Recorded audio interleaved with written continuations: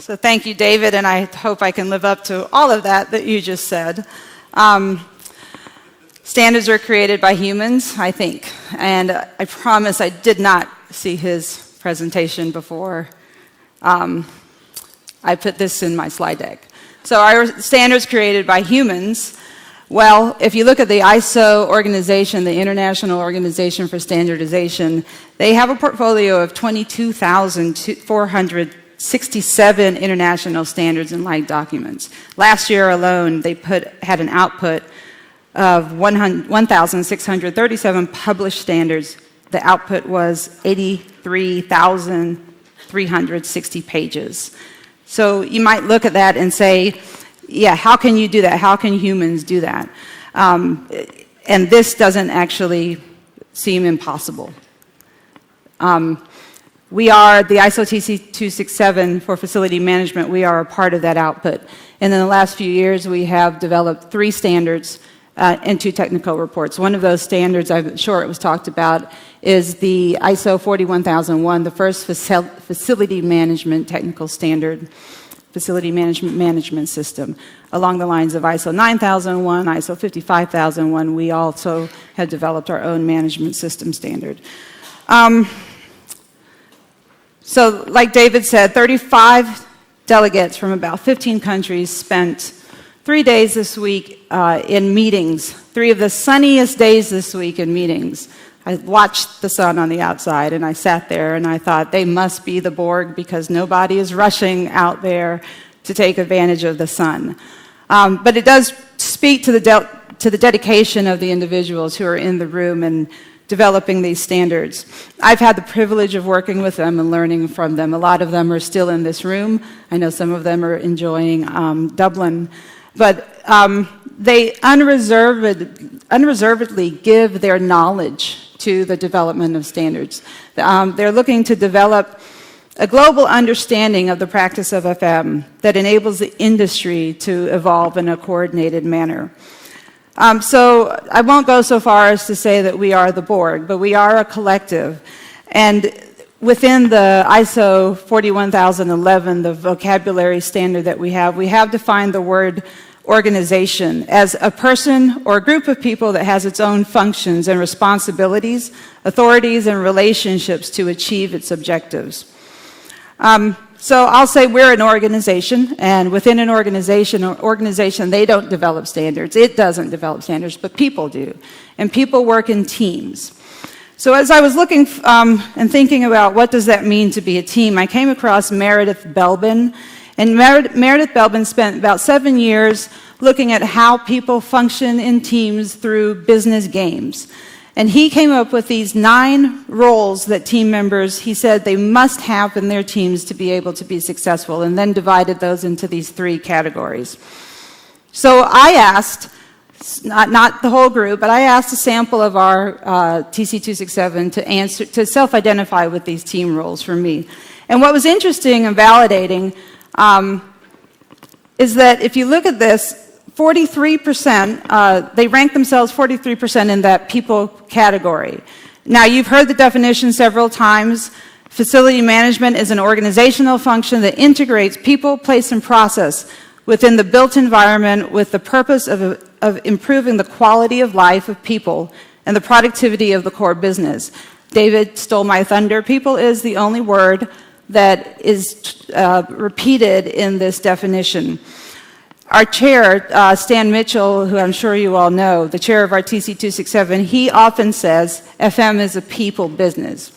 But FM can't be a people business if we didn't understand that in practice. So I'm really pleased to see that we self-identified, in that people category.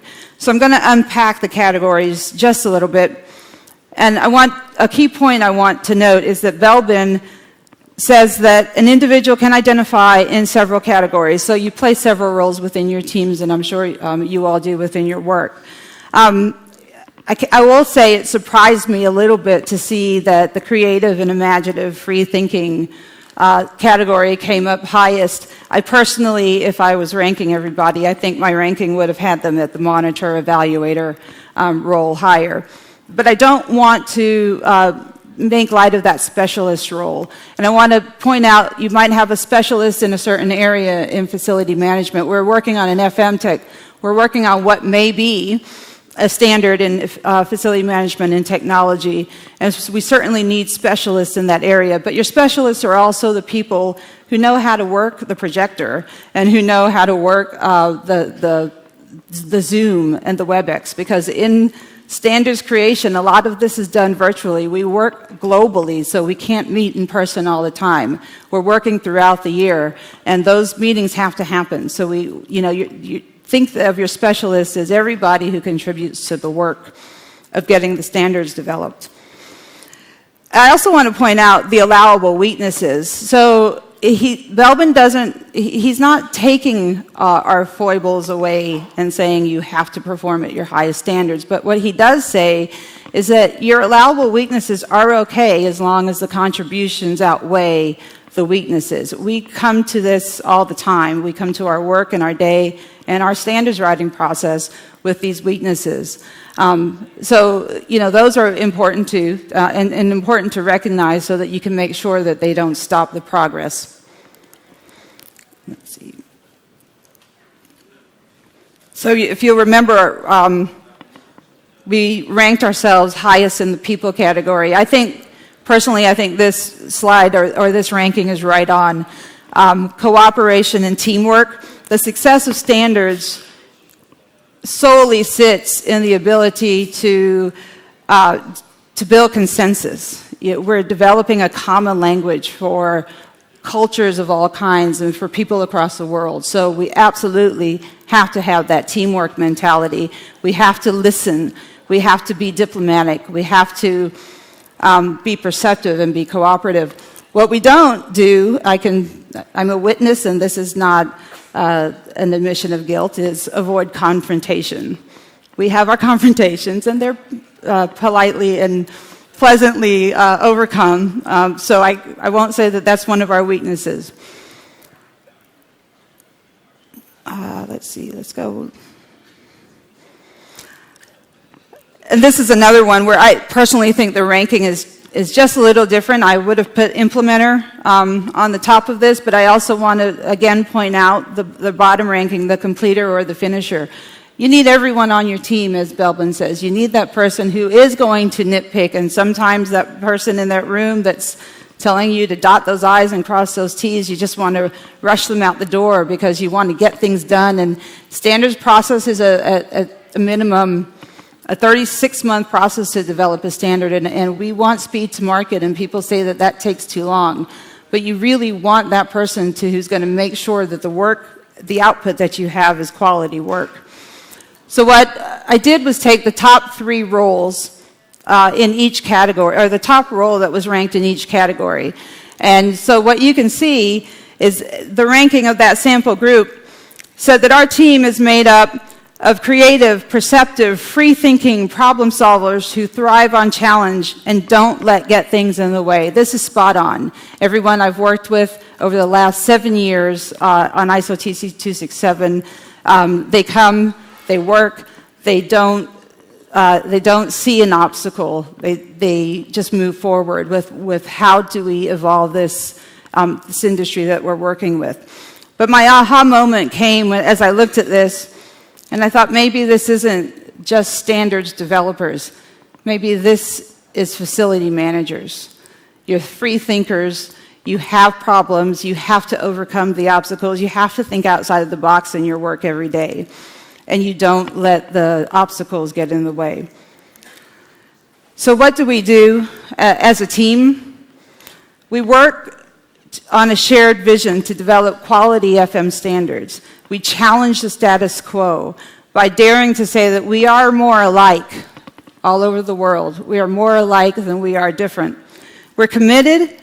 Everyone, aside from the ISO staff, everyone on this team is a volunteer. We've been all over the country. We've had 9 plenary sessions. We've been to Australia. We're here in Dublin. We've been to the US. We've been to Glasgow. So, people are funding themselves, taking time out of their work day, their work week, to make sure that these standards get written. We respect the diversity that's inherent in this format. You can imagine when so many multiple cultures come together, you can't always agree on everything all the time, but we respect the differences and the disagreements, and we do overcome them. And we celebrate our achievements. I think if any of you are on LinkedIn, you probably saw the tamer pictures than what I saw on WhatsApp floating around yesterday, but we do. We have fun. We have become a community, and in some ways we've become a family. And we celebrate our achievements. We are representing 47 countries around the world. We come from all age groups. I want to point out the blue triangle there, the blue piece of the pie. Ian Vanderpool is working to make sure that that one is larger, that our young professionals are getting more involved, and we're continuing our work. We have an aggregate of 481 years of FM experience in our group. That's just with the sample size. I didn't take everybody.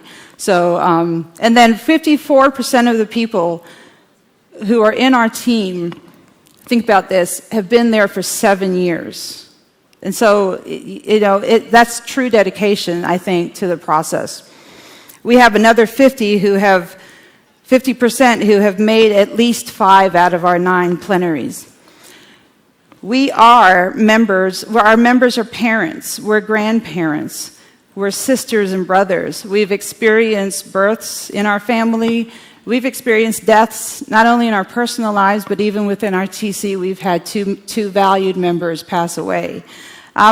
We enjoy reading, we enjoy hiking, traveling, movies. We are just like you. So if you think you're human, so are we. We're human. Standards writers are human too. But additionally, we've had the privilege of working together, coming together in a community to advance the industry that everyone in this room today is dedicated to. You're here because you're dedicated to your work and to your industry. I work with individuals who almost live and breathe what's next, what's in innovation and in FM and in standards. You'll see the quotes, we are working for FM to change, we are working for FM change in an ever-changing world.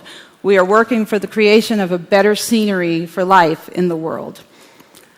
And that speaks just to people. So what I want to end with is this. I want to invite you to join us.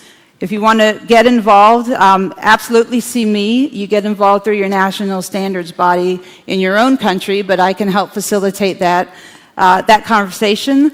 But join us, because our collective intelligence is much greater than our individual intelligence. We've accomplished so much already, and how much more can we accomplish as we grow this collective and we advance the FM industry?